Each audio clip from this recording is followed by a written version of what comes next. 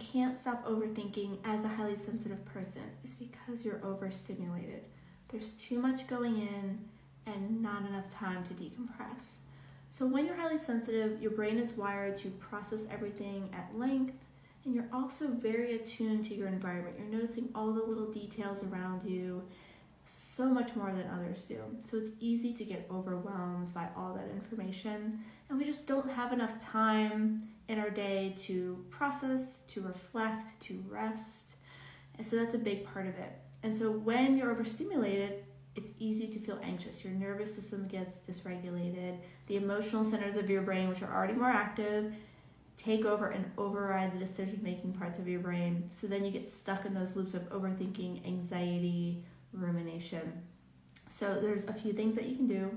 One is to carve out time to do less, to say no more, to decompress, to go into quiet, dark spaces. Just take away that sensory input, all the noise, the lights, the doing, as much as you can. And then take care of your nervous system. So there's lots of different ways to do this. You'll find other videos on this page that can help you with those practices, but just a few examples would be moving your body. So shaking out the anxiety, moving your arms and your legs, going for a walk, anything where it's a back and forth motion, walking, jogging, tapping on the table. You can also tap back and forth on your body. And then making sounds with your mouth. So you could hum, you could sigh, let it out. You can also do what's called a VU breath, which is a deep foghorn sound, or just doing some breathing, some sighing.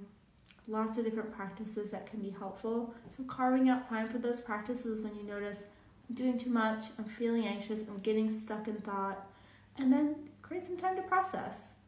Have a cup of tea or a cup of coffee in the morning, sit, think about your day, maybe do some journaling. At the end of your day, talk through your day with a friend, a partner, a spouse, or do some journaling then too, or just have some time to daydream and catch up with your thoughts before you go to bed at night. So lots of different ways to do this.